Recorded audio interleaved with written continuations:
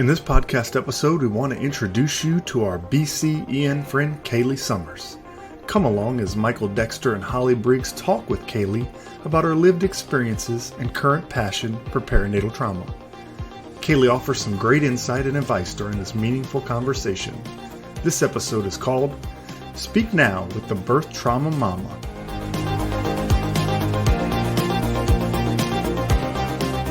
Hello, and welcome to the BCEN Friends podcast, where we hold interesting conversations about learning with a range of thought leaders, BCEN certification holders, and industry professionals. But most importantly, to create value and insight for you, our professional nurses across the emergency spectrum. We hope you find our discussions interesting, informative, sometimes funny, sometimes serious, and always valuable. I'm Hollye Briggs, a professional development specialist at BCEN and one of your hosts for today. I'm joined by my co-host, Michael Dexter, Director of Professional Development at BCEN. Hi, Michael. Hello, Hollye. It's great to have you with us. In this episode of BCEN and Friends, we have Kayleigh Summers.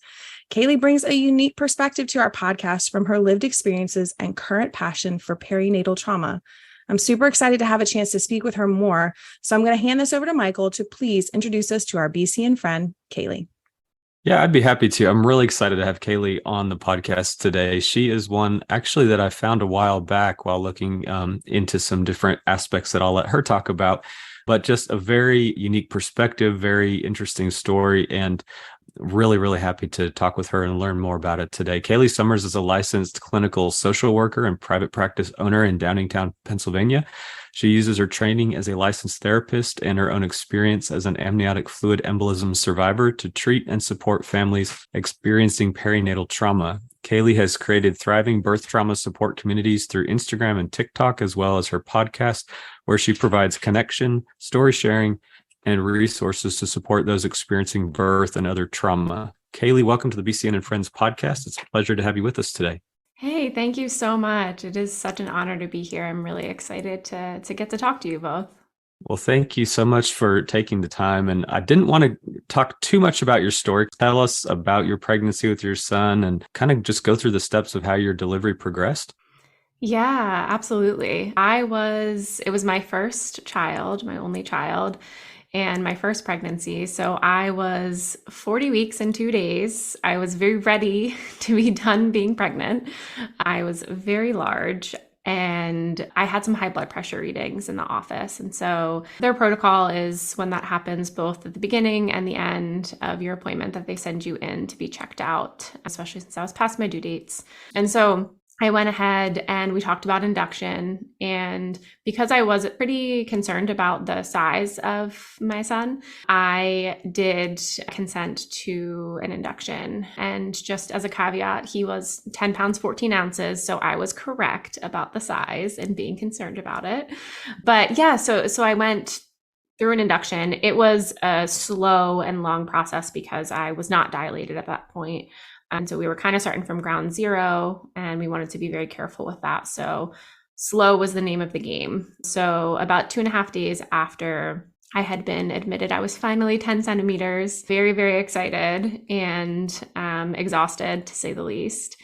And my OB came in and she said, you made it. We're here. Get excited. And she left the room. My nurse was going to talk to me about how to push, teach me a little bit about that. And I turned to my nurse and I said, I'm not feeling well. And she said, that's normal for transition, as we know it is. She's like, I'll get you a bag to be sick in. And I said, nope, something is really wrong. And as she went to go look at my vitals, I started screaming that something was wrong with my heart. And I then immediately went into cardiopulmonary arrest. And so my nurse hit the code blue button and everyone from everywhere came running into my room at that point. My husband was kind of pushed back to the corner to get out of the way. They were calling for what OR to take me to. Obviously, at this point, my son is still in utero, and so they needed to get him out. And so they got me down to the OR, and my son was delivered via cesarean section while CPR was being performed on me. And they were able to get him out miraculously from 6 minutes from the time that code was called. So that code blue button was hit. 6 minutes later, my son was born. And that saved his life. He did not he did not come out great, but he was able to be resuscitated quite quickly and did really, really well. I, on the other hand, at this point, CPR is still continuing towards the end of my C-section. When they were able to get a pulse back at that point, I was able to be resuscitated.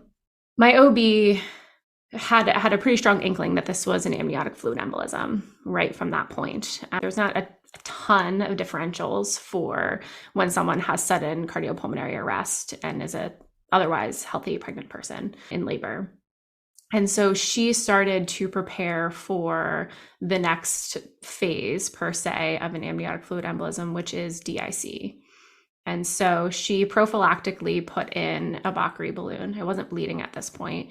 She will tell you, I made sure your incision was bone dry by the time I left that C-section incision. But again, she knew DIC was likely on its way. And a few minutes later, I did start to hemorrhage rapidly. In the first hour, they had already collected about 5 liters in the Bakri balloon alone. And they called for a massive transfusion protocol. And at the end of this whole ordeal, I needed 143 units of blood product. And so they were pushing it in through the rapid infuser as fast as it was coming out. And at this point, they had called to the medical center. So I was in like a hospital system. This was technically a community hospital, but they were a trauma too, which allowed them to thankfully have enough blood product to keep me alive. But it wasn't a medical center. It wasn't a teaching hospital. And so they called over to medical center for ECMO because they were not able to get me stabilized, hemodynamically stabilized at this point. And they knew I was going to continue to go into cardiac arrest if they couldn't make that happen. So they made the call for ECMO.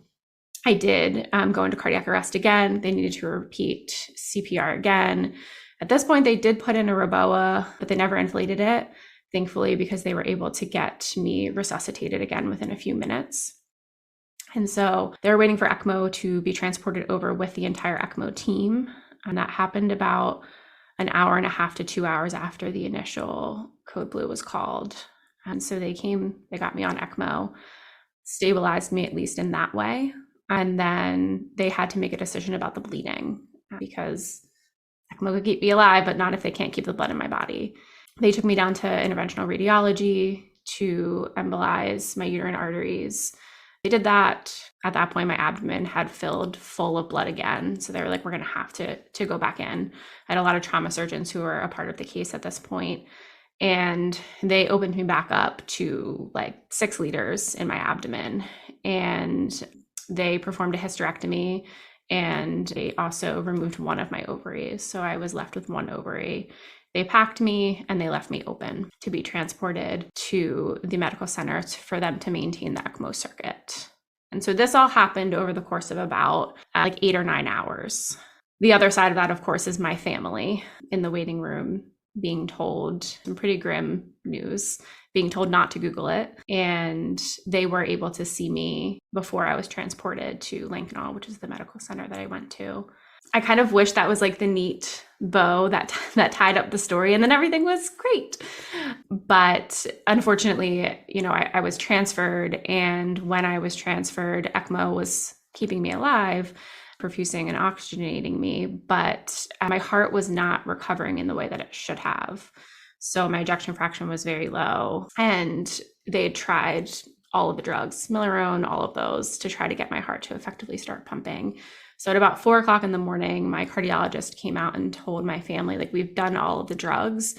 We are kind of at a loss. So we're going to try an Impella, which they explained to my family as a tiny little windmill that goes up in through the femoral artery into my heart to offload my left ventricle, give my heart the time it needed to rest and recover. And if that didn't work, my heart would clot and I would not survive. And so put the Impella in, and within 24 hours, my heart looked great. 2 days later, I was able to come off of ECMO. Day after that, I was able to be extubated. And on the 5th day postpartum is when I met my son, Callahan, for the first time. And I have a beautiful video of that, even though I don't remember it. Thank you for sharing all of that. And yes. I know there's a lot more to the story, but it's just so incredible to me because working in different facilities I've worked in, I've never been in a place where we could give 143 units of blood readily available. And to have that, and to have, that team of surgeons available. There's very few centers that have an ECMO program. There's not a lot that are familiar with Impella, and to have all of those resources available, it's just incredible that was there for you. Without so many of those opportunities to help you, we wouldn't be talking today. That is very, very true. We got very lucky with a small, like you said, there's so many stories that go into this, but like a small side note is that I was not supposed to deliver at that hospital when I first got pregnant. I was supposed to deliver at my local hospital. This one was about 45 minutes away. That local hospital, to no one's fault, I would have died at, because they would not have had trauma surgeons. They would not have had blood product. They wouldn't have had the things that they needed to keep me alive, the access to so quickly get ECMO from the other hospital. Yes, there were a lot of things that lined up perfectly that day. I'm just sitting here and like, not disbelief, but it's hard to believe that I'm talking to you. I'm sure the statistics would say that you shouldn't, but you are here, and kudos to that team who was able to work so well together and be so forward thinking of saying like, well, this is going to happen next, and this is going to happen next. And so, wow. I know that on your website, which we will have in our blog for the podcast. So if any of you are interested in kind of some more details, you can definitely jump on that, and I'll have that for you. Can you tell us just a little bit more about your time in the ICU? So 5 days in, you get to meet your son, and when did things start to improve for you? Like, what was your recovery like? Because again, a lot of times as ER nurses, trauma nurses, we get to see like the short window, and we don't get to see the like when you get to go home. So yeah. So I was in the cardiothoracic ICU for the first week. So like 4 or 5 of those days, I was in technically not a coma, sedated, heavily sedated. And yeah, so on the 5th day, I woke up per se. They woke me up. I don't have any memories until the 6th day. And my first memory is actually my OBGYN and my anesthesiologist, who didn't work at that hospital, coming to see me. And they offered to tell me what happened. They told my family that they would kind of explain to me, because I had woken up and I was like, what's happening? And my family was like, you had a C-section and you just had like some complications. And I was like, looking around a CT ICU room, I was like, some complications? I feel like there's more to the story here. And they were like, all right, she's drugged up enough that we can like keep this going for a little bit, but eventually we're going to have to tell her what happened. And so it just happened to be that my 2 doctors came that day and offered to sit down with me. And I remember I have such a memory of my OB holding my one hand on one side and my anesthesiologist holding my hand on the other and taking me through exactly what had happened. And for someone who is just an information gatherer, that moment was so important for me to truly understand what I had been through and what had happened over the past 5 days when I was not aware. And so the progress of my healing, the report that we got, that my family got, was she's going to be here for a few months and then she'll go to rehab, and like she's going to be on ECMO for 2 weeks. It's going to be long. She's going to take 1 step forward, 2 steps back.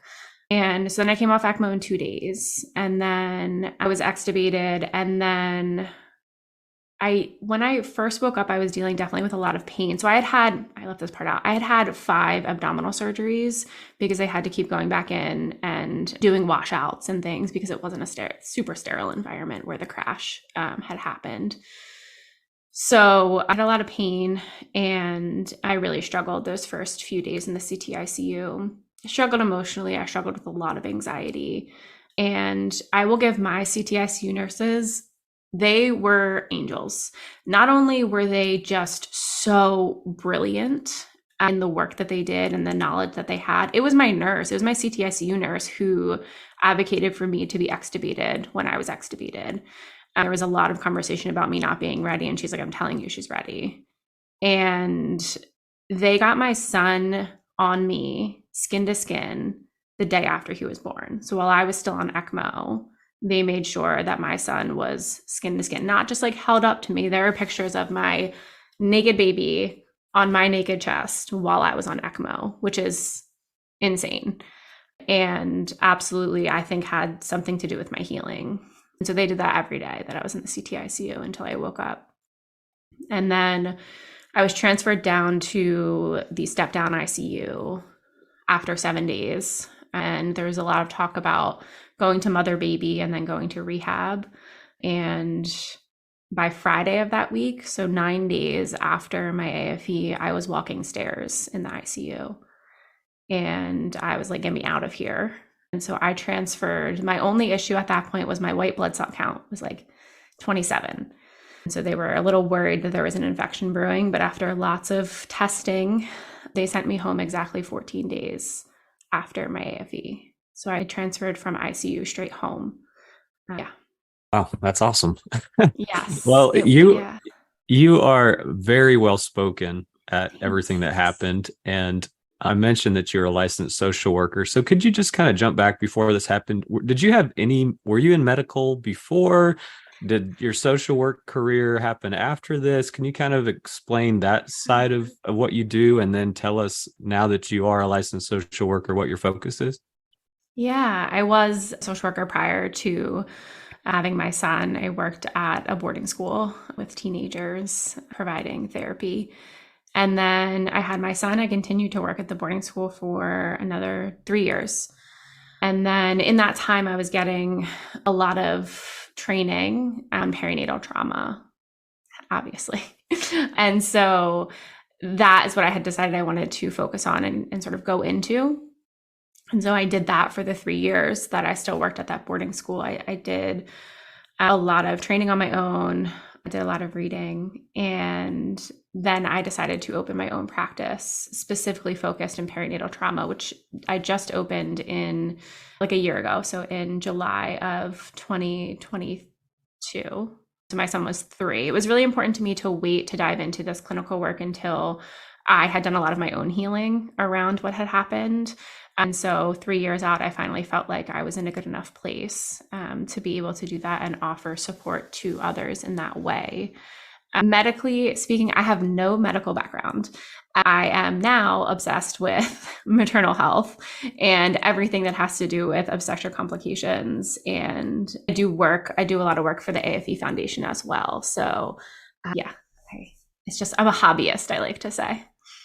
You said it so beautifully. You realized like you needed to be healed first before you could help others find healing for the things that they have been through, the experiences that they had. But I love that you were like, you know what, I'm going to dig into this, not just for myself, but the knowledge that what I gain, I'll be able to turn around and give. And I think that is just, it's so commendable. Healing is so important. And then helping others find healing too. Like it's just such a beautiful thing from something that is so painful. So, wow, we appreciate the work that you're doing, and definitely wishing you the best for all of the people who come seeking advice, seeking help, direction, just where to even start. I think that probably is like the first question, like, where do we start? Yeah, I think that's huge. I think I kind of skipped over this part, but about 6 months after my son was born, I started my Instagram page. And that was very much born out of me looking around and being like, no one's talking about this. Like, I see these beautiful births, which is amazing. And we want that. That's the goal, right? That's all I see. And I can't be, while AFE is rare, having complications or even just not feeling good about your birth is not all that rare. And kind of like, what can I offer? I'm not a medical professional, so I can't offer like the research side of this stuff. So like, what can I offer to help? And I'm a therapist, so feelings. Let's talk about feelings. And that's what that my Instagram and TikTok were kind of born out of that. And I'm going to be honest, as someone who works in the medical field, I think that we need to talk about our feelings more. So Yes. we're real good about Mhm. doling out research. You and got it covered. practice. We're good at that. But I feel like we could learn a thing or two about talking about feelings. So in that same like vein of questioning, what advice would you give to nurses who are maybe working in emergency transport, critical care environments? What advice could you give them that would help them in the care that they give? Not necessarily, it could be specifically for perinatal trauma, but I think a lot of the things that you probably have learned can probably be given to most patients. So what advice would you give us? I think this is such a great question. When we're speaking generally about critical care, I think one of the hardest things for medical providers and professionals to recognize, and I get this, is you see a patient, let's take my case, for example, that should have died. And for all intents and purposes, I absolutely should not be here. And you watch as that person survives and as that person recovers and as that person wakes up. As my OB said, your cardiologist texted me and was like, she's sitting up texting in the ICU. Like, that is the perspective that you all have. And what you probably don't understand is that I walked into the hospital to have a baby, and I woke up in the CT ICU without a uterus. And so the critical care aspect of that is that this is the worst day of someone's life, even if they survive. And that's what I had to take home with me, because what happened, and what so often happens in these cases, is the beautiful, well-meaning, oh my God, I can't believe you survived. Oh my God, you should be so grateful. Oh my God, at least you and the baby are healthy. Oh my God, oh my God, oh my God. And I was like, I just wanted to have a baby, and now my life will never be the same. And I am so grateful that I'm not dead. Let me be very clear. And I make that very clear. I'm so grateful for our outcome. And at the same exact time, I'm devastated, or I was, by what occurred. And so I think in our rush to, again, like, you guys were there, you saw, like, people saw me in the OR. I had a nurse who, I'm very close with my medical team now, if you can't tell. And my one nurse, I love telling the story because it's just a little bit chill inducing. I had painted my nails bright pink like a few days before as like welcoming my baby. And my nurse remembers thinking in the OR, looking at my nail polish and thinking, I'm going to go to this girl's funeral and she's going to have that pink nail polish on. And so, like, for that to be you're experiencing your own trauma. And it's so important to, of course, recognize that we need to do a better job in the medical system of supporting providers who have vicarious trauma. It's a topic probably for a whole nother day. But recognizing that your patient didn't experience that. My day 0 is everyone else's day 5. Everyone has done the whole, this is awful, she might die. Oh my God, she's not going to die. This is the best. And I wake up with all of this information put on me that changes my life forever in that exact moment. And so having that perspective, I think, as a medical provider, understanding that, like, yes, grateful to survive, but also this is really, really hard, is an important, I think, empathy for us to receive as patients. And when I tell you, it changes the course of emotional recovery for patients. As someone who has been through it and has had the most supportive medical team, and as someone who works with clients who have not, it changes outcomes. It totally changes the mental health of a patient for them to be validated in what they experienced, rather than being told, at least you're alive, right? I had the most amazing medical team, and I can still remember the, like, 1 or 2 professionals that came into my room, and one of them said, I had a similar, my ancillary whatever relative had a heart attack, and it was really scary and hard, but you just have to push it down and move on. And I will never forget that. And that's the thing, patients never forget these things that just seem like offhanded comments that are so invalidating to the experience that they have had. And all you have to do is just say, I'm so sorry this happened to you. Yeah. So sorry this was your experience. This must have been so scary. One of the best pieces of advice I ever received was from a therapist. And they were like, look, sometimes all you need to tell patients is, I wish this had never happened to you. It at least gives them the understanding that you recognize that this wasn't the plan they had for the day. Yeah. And whatever that meant, whatever they're walking through, at least what you're saying is, gosh, I wish this hadn't happened to you. I wish it was different. And it lets them know that, like, yeah, I'm sure you do too. So at least we can agree that this wasn't what you wanted for the day. And so, yeah, I think you're absolutely right. Thank you for saying that. And it, again, as someone who sits on the other side more often than not, it's a great reminder that most patients, they just want to be heard and have their, even though they're grateful for great care, Yes. it doesn't mean that they still don't have feelings of loss and pain and guilt, sometimes shame, all of those things that come with just wishing things would have been different and that it had gone according to plan. Exactly. And none of that is a judgment on the care received, right? They're No.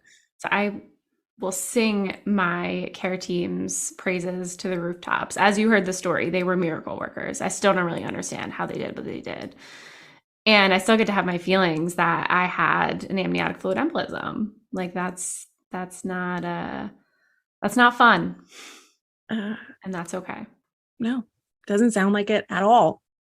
Kayleigh, you've definitely talked about this life-changing experience and used those words several times. And, there's something that we like to ask everybody on this podcast, and that is there a particular moment, which it's well established that there was, but I'd kind of like to know more, is there a particular person in your life or in your career that's really impacted you? And I know you're doing a lot of work with the AFE Foundation and you're helping a lot of individuals through your organization or through your company you've set up, but who's made an impact on you as a person? Oh my goodness, that is a hard question. So many people, honestly, like so many people. I think all of these people, like 50 odd people, more than probably. Well, you certainly don't have to mention any of those individual people for the fear of leaving somebody out unintentionally. Oh, sure. But is there any other moment or any other thing that said, like, this is definitely the trajectory I want to do with my life? I would say there's a great moment. There's a lot, I'll say, but there's this one moment early on when I was sharing my story. And I would say a lot of the like TikTok content I create is more like medically related to like raising awareness for AFE, because again, while we can't prevent it, if we have more people who are aware of it and aware of like the supportive treatments to at least try to get people to the other side of it, the better off we are. And so I received a message, this was about 2 years ago, from a nurse, and she said, I'm reaching out because we're L&D nurses, and about a week ago, our unit was really slow. And so we were looking at TikTok and we saw your video and we were like, oh my God, that's crazy. Geez, AFE, we've never had one of those. Like we should brush up on that. Geez. And so they did. And a week later they had an AFE and they saved her. And that always gets me like emotional. Wow.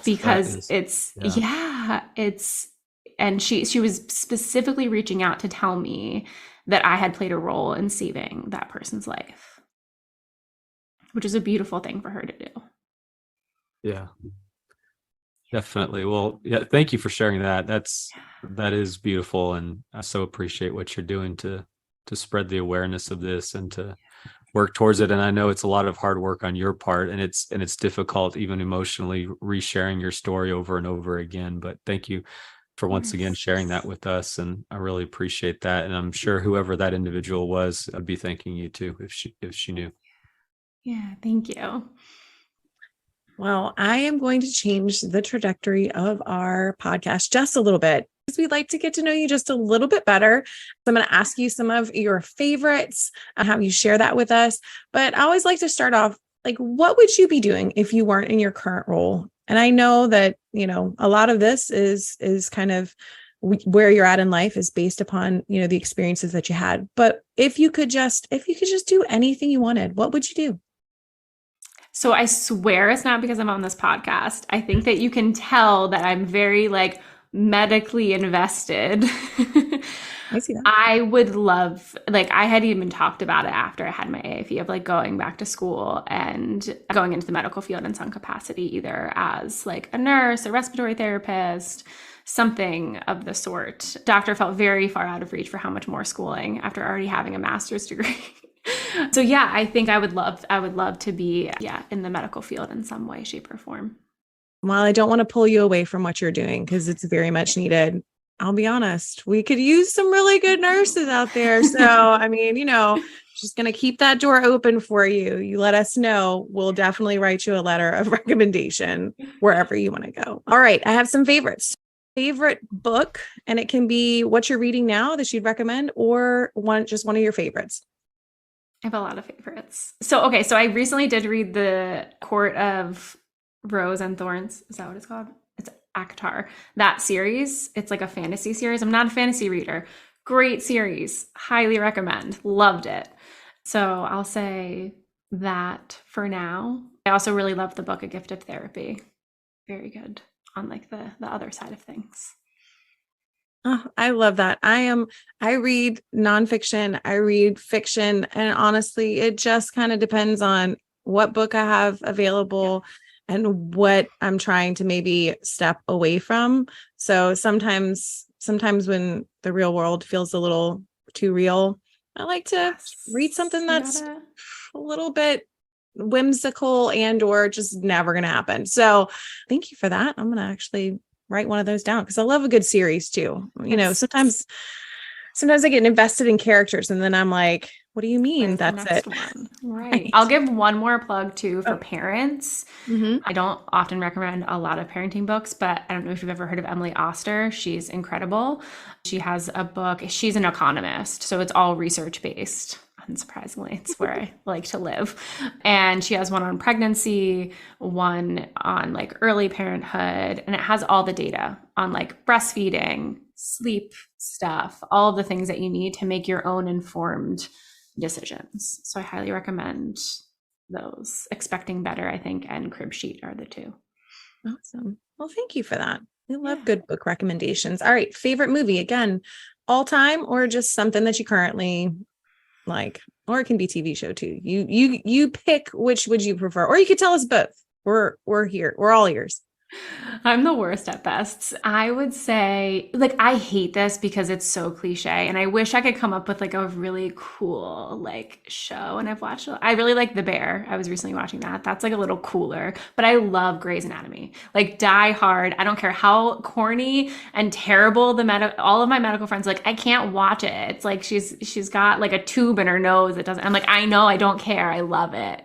So I'm going to have to stay true to, I've watched it since I was a freshman in high school when it first came out, live, until recently when it really started to go downhill. So I'm sticking to Grey's Anatomy. One of my sisters she's all in it with you. And she's like, I know it's not accurate, but there's something about those characters. And I'm like, it's the character development. Mm-hmm. She's right. Invested. Yeah. All right. Favorite musical artist? I mean, Taylor Swift. Oh. She's incredible. I can't. Another thing I used to deny because I thought it was like corny and like, no, she is an incredible artist. And I back up my love for her. You are talking to a Swiftie. Okay. I'm so glad. Yes. And I felt the same way when I was like, I can't believe. Let me clarify that that's just Hollye that she's talking. Stop it, Michael. I feel like you're hiding, but you just don't know that you're one yet, because I feel like most people are going to be like, yeah, I mean, I'd listen to her, or they'll be like me and be like, I definitely listen to her. So yes, she's awesome. And you know what, Taylor, if you're ever listening to this podcast and you just want to take me and Kayleigh, yes, please. Wherever, actually, we don't even care as long as we get to hang out with you. So shameless plug. All right. Yes. What is your comfort food or a meal that you really enjoy? Okay. Again, I get made fun of for this one all the time, but I will stand by it. It is a very specifically made breakfast sandwich. Bacon or sausage, egg, lots of cheese, very melty cheese on an everything bagel. I'm also from New Jersey, so I don't know if that, like, I feel like the whole bagel sandwich thing is very Jersey of me. Yeah, I think that the bagel thing, I'm from the South, and I don't know if we maybe just don't know how to make bagels. You guys don't make good bagels. They're terrible. Yeah. It's awful. Yeah. And I mean, we make a lot of other good food. That's true. That's true. Maybe that's why we're like, look, we won't take your bagels from you guys. Please don't. You can have your bagels.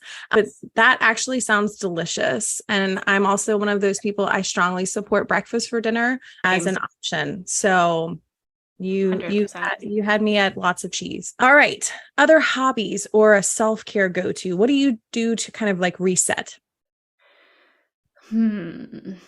I do like reading a lot. I've gotten back into that as a self-care, becoming a mom. Love listening to podcasts. Besides that, I mean, does Instagram count as a hobby? Because I'm literally always doing that. I think it should, because hobbies are normally measured in like the amount of time or hours you put into it. And so sometimes you fall down the black hole of social media, and it's not good self-care as a therapist. It's not. Sometimes it's totally necessary. So yes, I would say reading, podcasts first. I'd love to be someone who like crochets or does. I don't, but I would love that. I'm not artistic. I'm not creative. So that's puzzles. Love puzzles. My kid who just turned, I didn't even say when this was. I had my AFE 4 years ago. He just turned 4, and now he likes like puzzles, like big floor puzzles, but he's into them. And I'm like, this is going to be our thing. We're going to puzzle together, and it's going to be great. Oh, y'all like make your, like 50-piece puzzles, 100, 500. Exactly. We're going to work our way up. Oh, over the years. That's such a good hobby that you're going to get to share with your kiddo. That's awesome. Well, if our audience would like to follow you online, what social media platforms are you on? And I will go ahead and plug the website, which is thebirthtraumamama.com. That is the website that she can find Kayleigh on, and she's going to let you know where you can look her up on social media. Yes. My handle is at thebirthtrauma_mama on both Instagram and TikTok. That's mostly what I'm on. The Birth Trauma Mama on Facebook. Not super active there, but it does exist. So come on over. We talk about all things birth trauma. I swear it's not as deep and dark as it sounds. Sometimes it's light. Sometimes. I think there's humor to be found in some dark places too. So always. Thanks for sharing some light. Well, thank you for that, Kayleigh. Appreciate it. Yeah, Kayleigh, thank you for being on this podcast and sharing. As I mentioned at the very beginning, I found your story online quite a while ago, and just really, I think a lot more people need to know not only the amazing things that happened and where you came and what you went through, but the way that you've taken that and impacted so many others, the way that you've shared, the way that you've educated, the way that you continue to do that. All of that aside, the way that you talk about the patient perspective, I think it's so incredibly important to hear your perspective, being on the other side of the stretcher, the other side of the bed, knowing and being able to so well articulate what it's like to go through that so that nurses can take that and impact their practice in different ways. And so I really appreciate you being on this with us and sharing all of that. So thank you so much.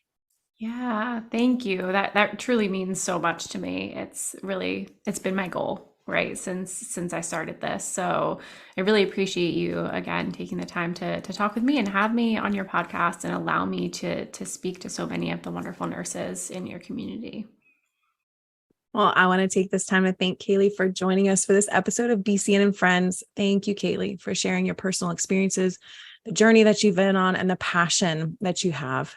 Your support of patients and families through connection and education are making an impact. And we want to say thank you for all that you've done and you continue to do.